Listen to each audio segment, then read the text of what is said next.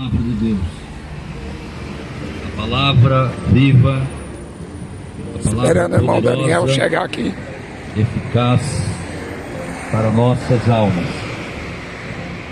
Vamos fazer leitura da palavra de Deus nesta manhã de sábado. Graças a Deus que veio alguém para ajudar. O irmão Juliano, eu vou encontrar com ele lá no Paraguai. Glória a Deus. Oi. Ele estava tocando música agora com a caixinha, esperando carregar a bateria do carro, né? Para deixar para pregação, né? Aí 2 horas acho que eu já estou aqui. E só carro descendo.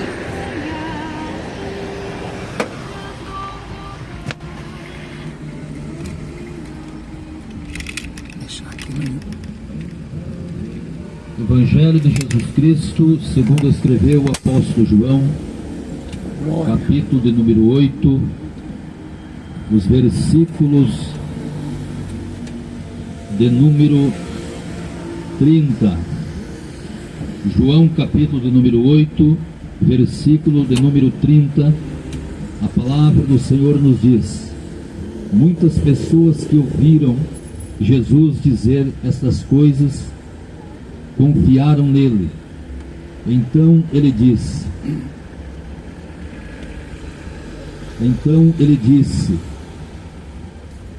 se vocês obedecerem ao que eu digo, serão verdadeiramente meus discípulos, e conhecereis a verdade, e a verdade vos libertará. Jesus como a verdade para a nossa vida nesta manhã, o Cristo ressurreto, a qual nós anunciamos e temos a certeza de tudo aquilo que Deus Ele pode nos conceder. Jesus ele está falando para os judeus da época do seu ministério, dizendo: e conhecereis a verdade, e a verdade vos libertará.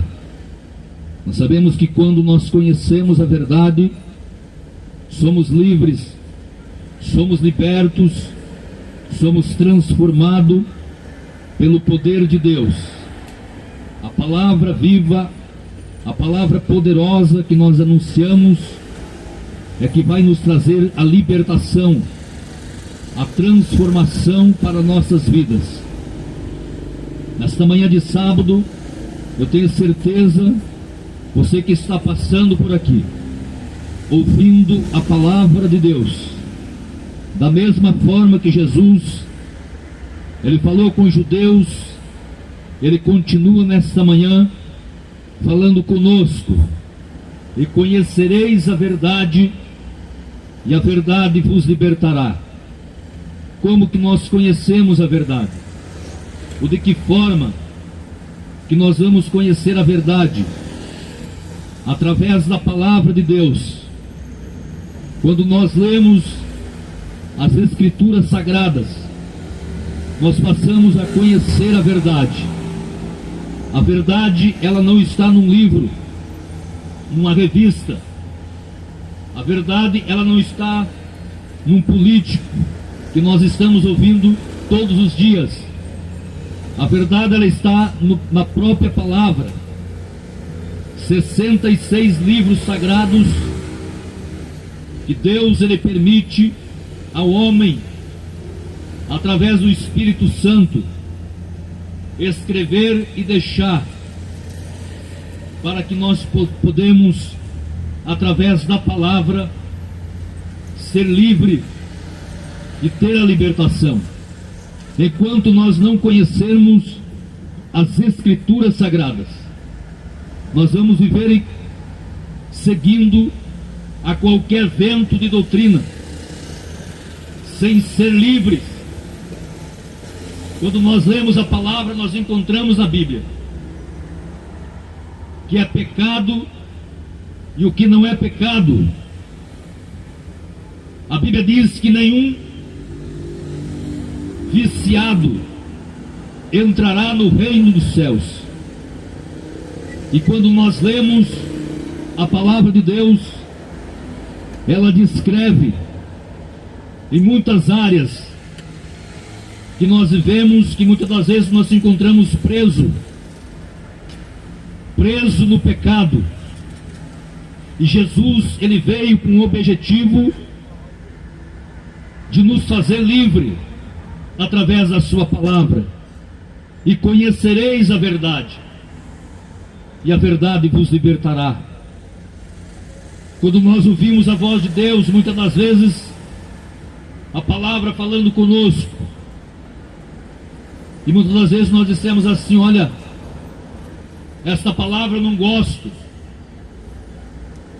E nós não estamos neste mundo, meus queridos, para gostar de alguma coisa.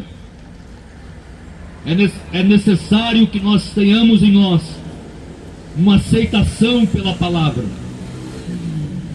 Quando nós ouvimos a palavra de Deus, o próprio Cristo falando conosco, a palavra é Jesus. A Bíblia diz no capítulo 1 do 4º Evangelho de Jesus, João, ele escrevendo: e no princípio era o Verbo, e o Verbo era Deus, e o Verbo estava com Deus, e todas as coisas foram feitas por meio dele. O Verbo vivo, a palavra de Deus, quando ela fala conosco, Jesus, ele nos tirando de situação adversa, da carne, o pecado. A Bíblia diz que o pecado, através da carne, ou seja, do nosso modo de viver, das nossas atitudes sobre a terra, nós passamos a viver no pecado. Quando nós fazemos a vontade da carne, nós passamos a viver na prática do pecado. E o apóstolo São Paulo, ele escreveu aos Gálatas, dizendo que os que tais coisa praticam não herdarão o reino dos céus. Quando nós passamos a viver na prática do pecado, nós estamos correndo risco de perder a nossa salvação. E nós estamos aqui nesta manhã, não para pregar para você que Jesus, ele vai ressuscitar a tua empresa, Jesus vai te dar uma conta bancária com muito dinheiro. Não é esse o nosso propósito nesta manhã.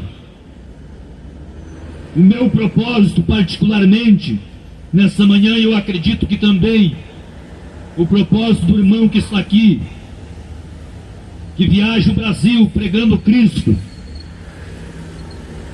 o nosso propósito é pregar a salvação como prioridade.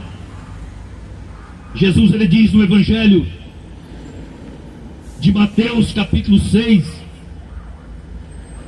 que nós temos que buscar primeiramente o reino dos céus e a sua justiça, e todas essas coisas vos serão acrescentadas.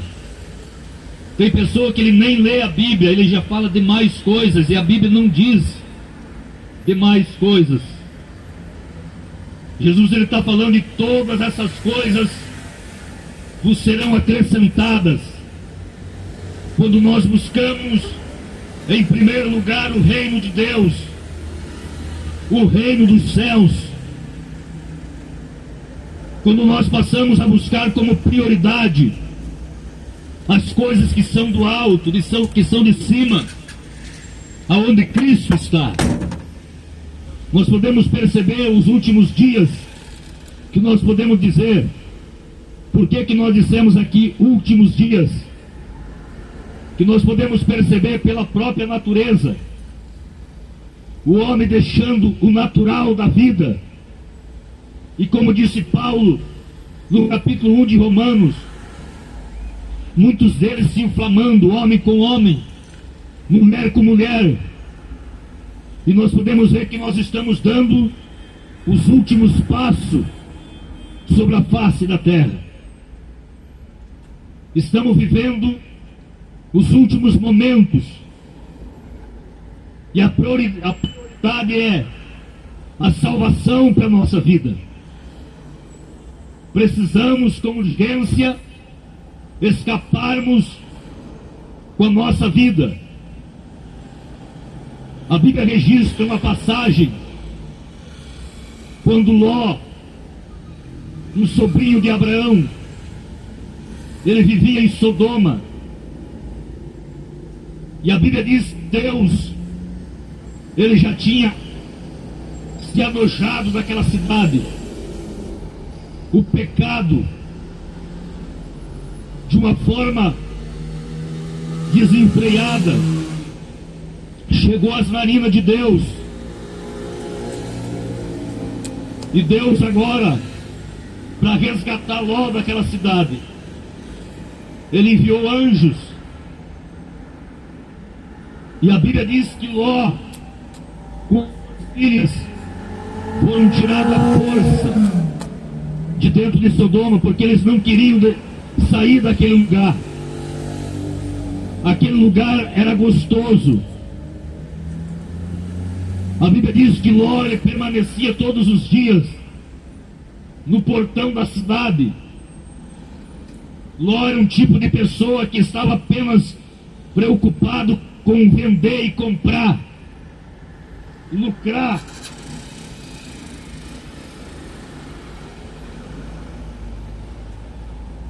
Mas diz a Bíblia que quando os anjos deram ordem a Ló para que ele deixasse Sodoma, ele não queria sair daquela cidade. Ló estava pegado com os bens materiais. Não é errado nós ter alguma coisa na terra. O problema é o nosso coração, da forma que nós estamos cuidando aquilo que nós adquirimos sobre a terra. Os bens materiais não podem ter daquilo que nós podemos ter como prioridade, que é a salvação da nossa alma. A Bíblia registra uma passagem de um homem que juntou bastante em celeiro. É tipo assim, alguém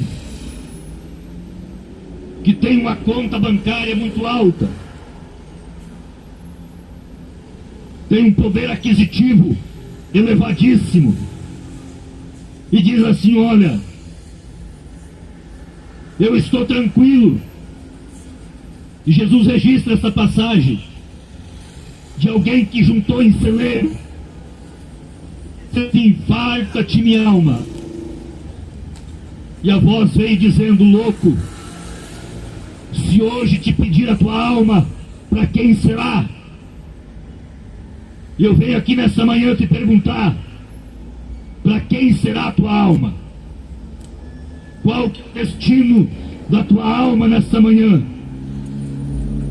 Se Jesus pediu o fôlego de vida que a Ele pertence, tem pessoas, irmão, pregador, que pensa que a vida dele depende de um bom plano de saúde. Quem sabe hoje, ontem você fez um exame e está ok. A morte não depende disso não, meu amigo. A hora que Deus resolver tirar, é dele, pertence a Ele. A Bíblia diz que é Ele quem dá a vida e é Ele que tira a vida. É descer a sepultura, mas também é Ele que faz subir da sepultura. A nossa vida pertence a Deus. Quando Deus forma o homem do pó da terra e sopra em seus narizes o fôlego de vida, é ali que está o sentido da vida sobre a terra. Não é porque você comia ou porque você mantém a forma, não é isso. O fôlego de Deus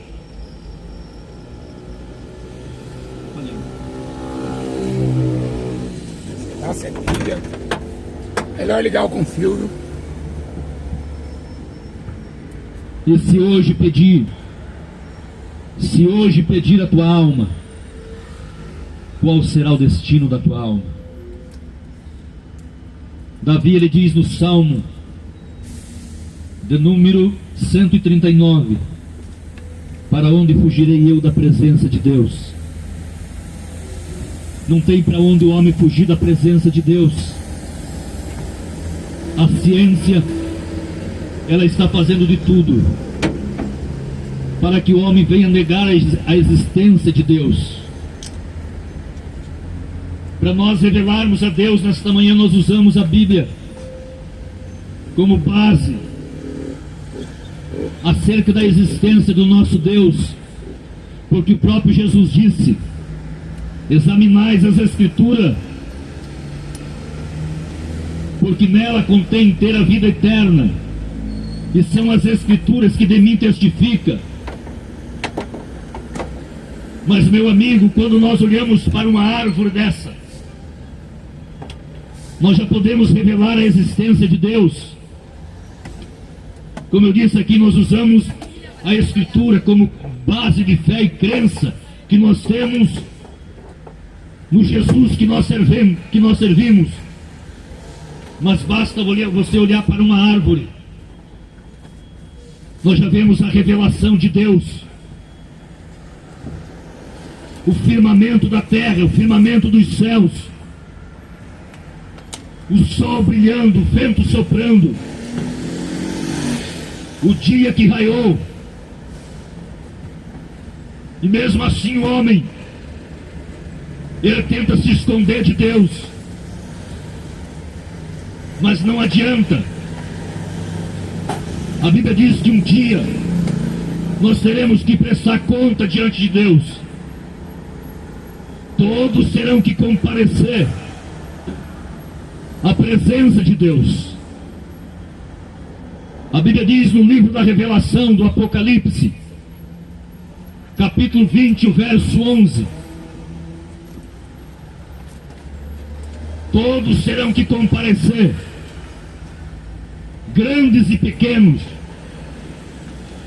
homens, desde Adão até a última pessoa a nascer na terra, terá que comparecer perante Deus. Deus traz a juízo. Deus pede conta do que passou. E o homem terá que prestar conta diante de Deus. A memória, a Bíblia diz que é um memorial diante de Deus. A nossa mente é o maior tribunal diante daquele que vive e reina para todo sempre. Mas nesta manhã você pode me perguntar: pregador, o que é que eu faço para me livrar disso? A Bíblia nos fala da conversão, do arrependimento a Deus. Foi o princípio do ministério de Cristo.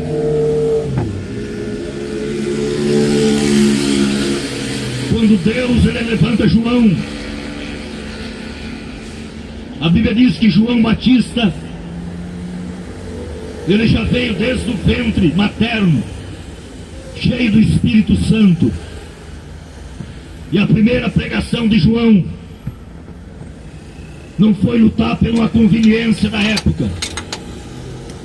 A Bíblia diz que João ele começa a pregar o arrependimento.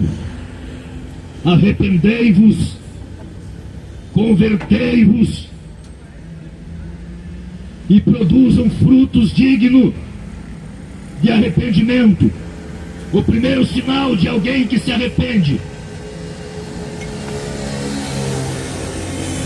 é quando o homem, o ser humano, ele muda de comportamento.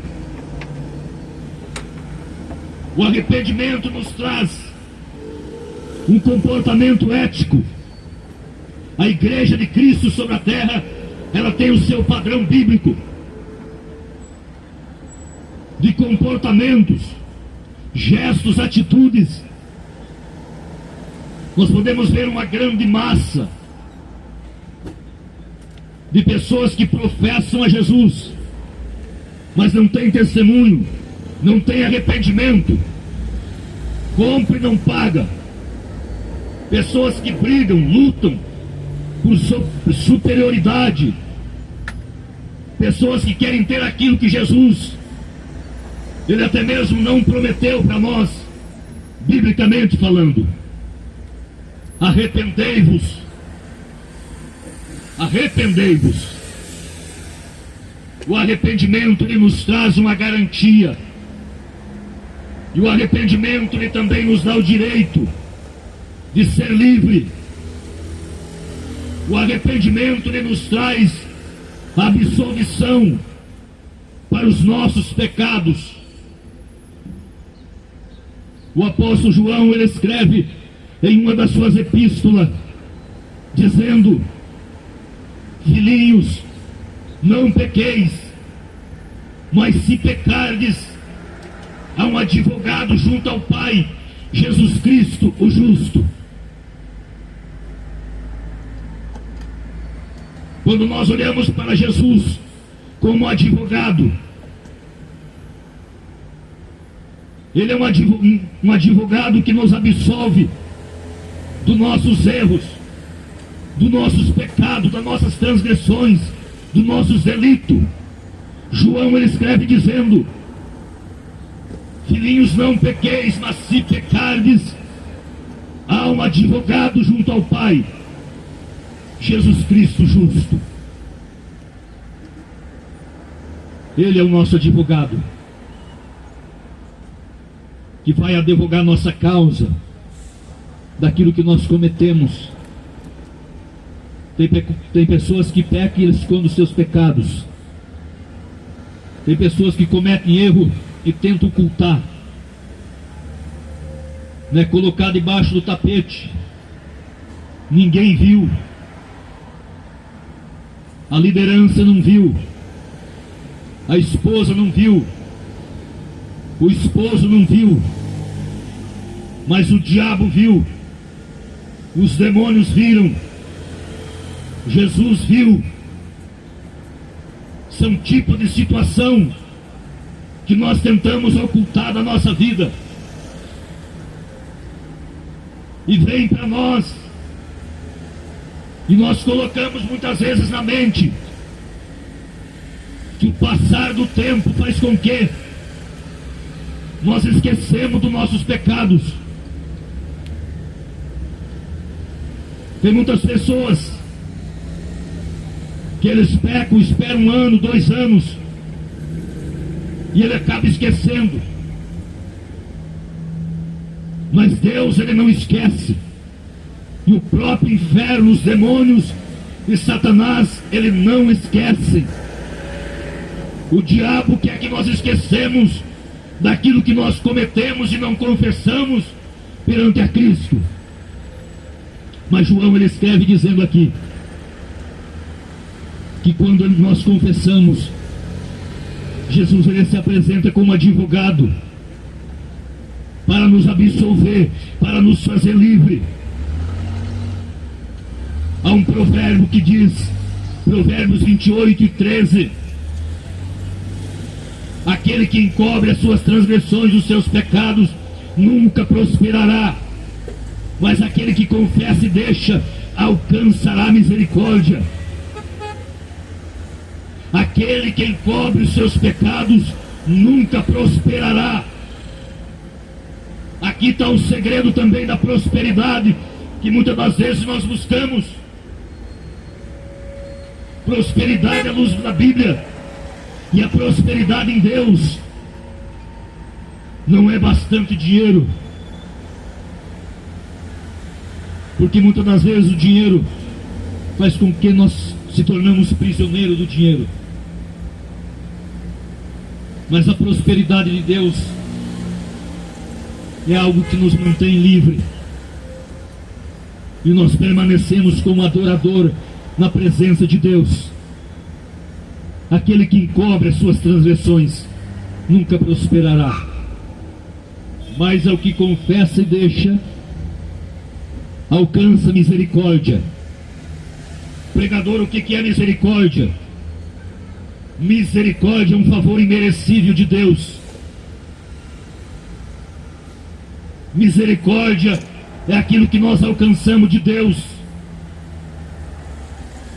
porque eu não merecia estar aqui, mas o favor de Deus, a misericórdia, ela alcançou a minha alma. E quando nós confessamos, Jesus é fiel para nos fazer livre. Deus, Ele quer te fazer livre nesta manhã. Se renda a Cristo. Convertei-vos de todo o coração. Quando Deus levanta Jeremias pregando, e Deus, Ele até falou com Jeremias dizendo: quando este povo me buscardes de todo o vosso coração, eles receberão a minha bênção. E o próprio Deus diz através da boca de Jeremias: buscar-me-eis e me encontrareis, quando me buscardes de todo o vosso coração. É necessário nesta manhã se render por completo, entregar a sua vida a Cristo. Tem pessoa que ele tem vergonha de Cristo, não foi regenerado, não recebeu a libertação, não foi livre. Quando nós olhamos para a passagem, no momento que Jesus ele foi preso, a Bíblia diz que todos os apóstolos abandonaram Jesus. Teve um que até fugiu despido, com medo da perseguição, de ser preso. E a Bíblia diz que na noite em que Jesus ele foi preso, Pedro ele negou Jesus. A Bíblia diz que quando ele está lá em roda da fogueira, uma noite fria, a criada olhou para Pedro e disse assim: olha, você é um deles. E Pedro disse assim: olha, eu nem conheço esse homem. E a Bíblia diz que quando o galo cantou, Pedro chorou amargamente. Ele negou Jesus. Quando nós convertemos, verdadeiramente não fica nada de prisão dentro de nós. Nós acreditamos naquele que é fiel e verdadeiro, no Rei dos Reis e no Senhor dos Senhores, no Deus vivo. E Jesus ele diz, Mateus 10, versículo 31 e 32: todo aquele que me confessar diante dos homens, eu também o confessarei diante do Pai, diante dos anjos que está nos céus. Mas todo aquele que me negar diante dos homens, eu também o negarei diante do Pai que está nos céus. Jesus não te chamou para você ter vergonha dele, não. Jesus não te chamou para você andar oculto. Jesus te chamou para você ser luz. E ele disse bem assim, que a luz, ela tem que brilhar no meio das trevas. Você precisa ser luz no meio das trevas. Crente só dentro da igreja, entre quatro paredes é fácil ser crente. Tem uns que estão na rua aqui e nem a paz do Senhor eles dão. Não dá para saber se é cristão. E eu te trago uma má notícia nesta manhã: você precisa converter. Você precisa aparecer como um verdadeiro cristão. Todo aquele que me negar diante dos homens, eu negarei diante do Pai. Palavra de Jesus, palavra do próprio Deus. Louvado seja o nome do Senhor. Deus te escolheu nesta manhã para você dar fruto, e fruto digno de arrependimento. Deus te abençoe em nome de Jesus.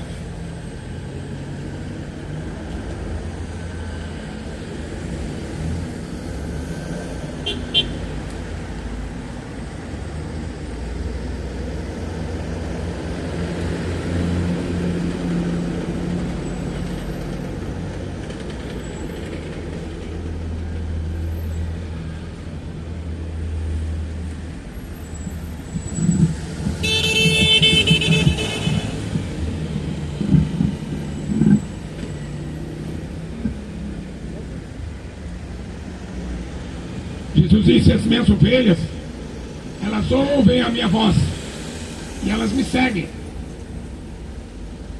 O apóstolo Paulo diz que há muitas vozes nesse mundo e nenhuma é sem significado. Tem a voz de Deus. Aprove a Deus salvar os crentes pela loucura da pregação. Essa é a voz de Deus. A sua palavra é a verdade. Essa é a voz de Deus. Mas existe a voz do seu coração. Jeremias 17:5 diz: enganoso é o coração do homem, e perverso, enganoso. Então cuidado com a voz do seu coração, porque a Bíblia diz que os homens iriam se desviar da fé para dar ouvidos a também a vozes de demônios.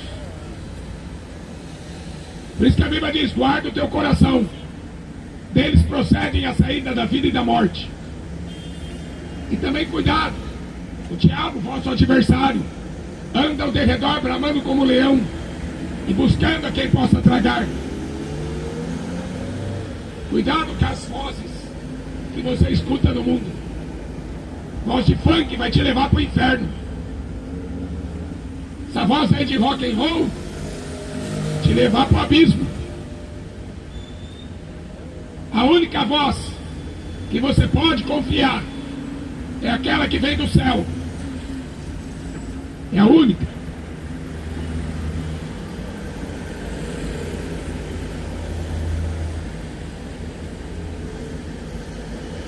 Todo mundo luta. Você está nesse mundo é para lutar, não é para se divertir. O mundo não é um parque de diversões. O mundo é um lugar de guerra. E são guerras espirituais. Mas o que vence o mundo? Você sabe? Porque desde que você nasce, seu pai, sua mãe já vão dizer para você: filho, você tem que lutar muito, você tem que estudar muito para você ser alguém aqui nessa vida. O apóstolo Paulo diz assim: estudam, mas nunca chegam ao conhecimento da verdade. Então estudar não é um mistério. Tem pessoas que falam assim: vou fazer muito negócio, vou ganhar muito dinheiro. Mas dinheiro também não vai vencer o mundo. Porque Jesus disse: o que adianta o homem ganhar o mundo inteiro se ele perder a sua alma? Que proveito que vai ter nisso? Mas na primeira carta de João, no capítulo 5, todo aquele que crê que Jesus é o Cristo é nascido de Deus. E quem ama aquele que o gerou, ama também aquele que dele é nascido. Nisto sabemos que amamos os filhos de Deus, quando amamos a Deus e praticamos seus mandamentos. Porque este o amor de Deus, que guardemos seus mandamentos. Seus mandamentos não são difíceis de guardar, porque todo o que é nascido de Deus vence o mundo. Então não é estudando que você vai vencer, não é ganhando muito dinheiro que você vai vencer, mas é guardando os mandamentos de Deus. Todo aquele que é nascido de Deus. Em João capítulo 3 do Evangelho, Jesus, necessário é nascer de novo. Quem não nascer de novo não pode entrar no reino de Deus. Quem não nascer da água, não nascer do Espírito, não pode ver o reino de Deus. Quer vencer o mundo? Vai ter que nascer de novo. Vai ter que nascer da água. É a palavra, é o Evangelho, que nos purifica, que nos regenera, que nos transforma em nova criatura. E o Espírito da verdade, que é o selo da nossa redenção. Para você vencer esse mundo, só tem essa porta. Por isso que essa porta é estreita, porque nessa porta não tem Jesus e Maria, nessa porta não tem Jesus e Maomé, nessa porta não tem Jesus e Buda. A porta é estreita, porque Jesus é a única porta. João 10:9. Eu sou a porta. Aquele que entrar por mim salvar-se-á. Entrará, sairá e achará pastagem.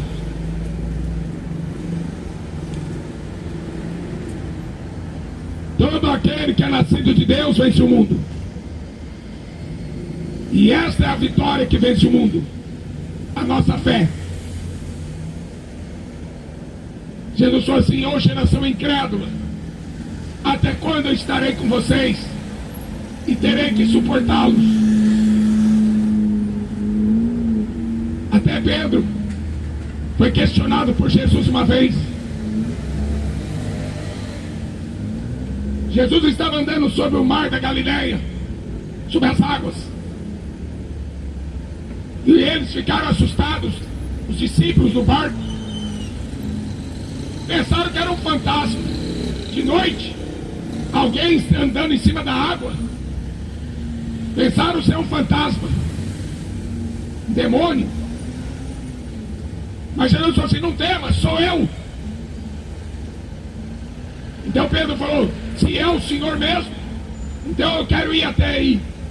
Eu quero ir também. E Jesus falou: então venha. Quando Pedro foi andando sobre as águas, ele estava olhando para Jesus. Ele estava escutando escutou a sua voz: venha. Mas por um segundo bateu a dúvida no seu coração e ele afundou. Um segundo de dúvida e ele afundou. E Jesus falou: homem de pequena fé. De pequena fé, mas andou nas águas. Mas pelo menos ele andou. Ele teve a ousadia de ir até Jesus. Ele não teve medo.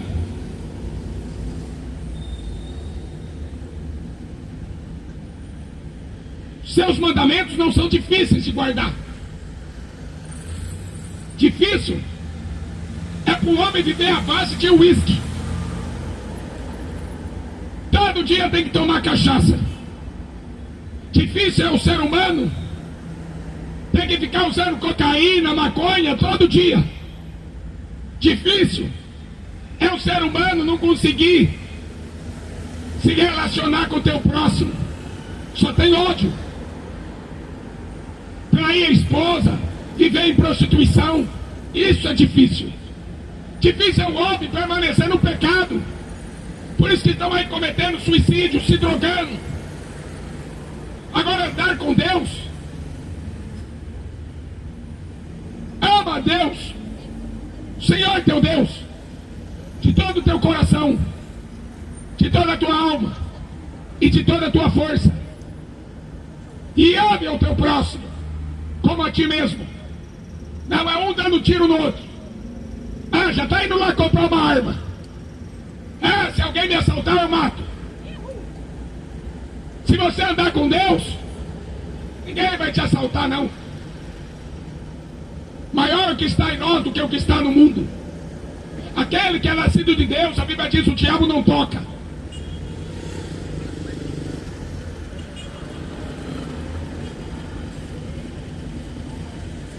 Quem é que vence o mundo? Senão aquele que crê que Jesus é o Filho de Deus. Os muçulmanos pensam que Jesus é um profeta. Não vão vencer o mundo. Já são mais do que derrotados. Os católicos pensam que Jesus é o filho da Maria. Ele não é o filho da Maria. Já estão derrotados. Não vão vencer o mundo. Só vence o mundo aquele que crê que Jesus é o Filho de Deus. É o Verbo encarnado. É a palavra de Deus que se fez homem. Só esses vão vencer o mundo. O Espiritismo diz que Jesus é um espírito evoluído. Já são derrotados. Budismo. Porque a fé é no Filho de Deus, que nos amou e que se entregou por nós. Não adianta você ter fé em qualquer outra pessoa. Sua fé em outro nome. Só tem isso que vence o mundo. Não é dinheiro, não é estudo, não é religião. É a fé do Filho de Deus que nos amou e se entregou por nós. Acabou. Não precisa ter fé em Maria. Não tem que ter fé em Buda nem Maomé. É no Filho de Deus. Esse é aquele que veio por água e por sangue. Jesus Cristo. A água nos limpa. A água nos deixa limpo. Choro do arrependimento, batismo do arrependimento, nos deixa limpo, sem culpa, sem raiz de amargura, sem dívida. E o sangue, João diz assim, escreve: se nós pecarmos, nós temos um advogado, Jesus Cristo o justo. Ele é a propiciação por pecado do mundo inteiro. Qualquer um. Todo aquele que vem a mim nunca, jamais lançarei fora. Ele derramou aquele sangue para que os nossos pecados fossem esquecidos. A Bíblia diz que Deus lança no mar do esquecimento os nossos pecados, e Ele não se lembra mais. Agora vai numa religião,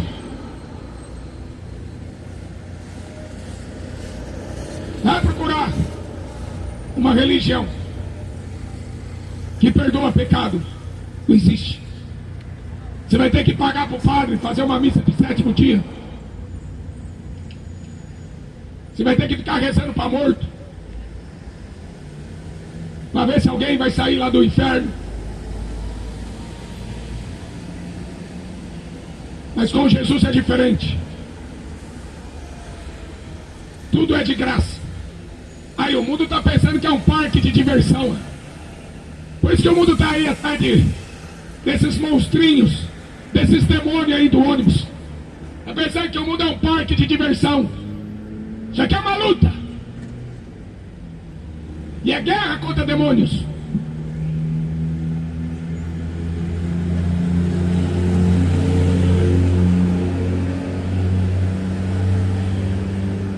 São 3 que testificam no céu: o Pai, Filho e o Espírito. São três que testificam aqui na terra: a água é a palavra, o sangue é o perdão dos nossos pecados, e o Espírito Santo, que veio convencer o mundo do pecado, da justiça e do juízo. Só vence o mundo quem crê no Filho de Deus. Como que você vai vencer o mundo? Ganhando dinheiro?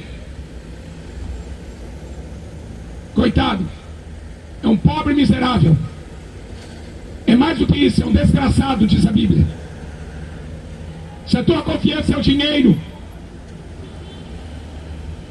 Jesus fala assim: desgraçado, miserável, pobre, cego e nu. Se a tua confiança é os estudos, a Bíblia diz: vã é a sabedoria do homem. Deus tornou louca a sabedoria do homem. O homem, pela sua sabedoria, não conheceu a Deus. Então o que adianta você estudar matemática, se a matemática de Jesus é 5 pães e 2 peixinhos, uma multidão inteira saciada da fome? O que adianta você estudar física, se Jesus andou sobre as águas?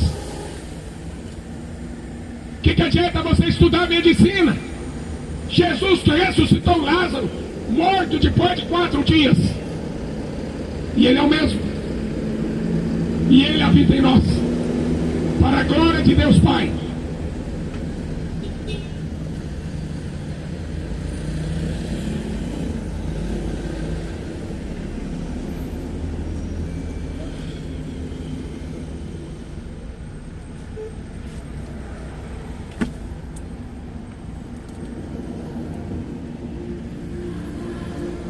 Não aguento mais não, com muita dor aqui no...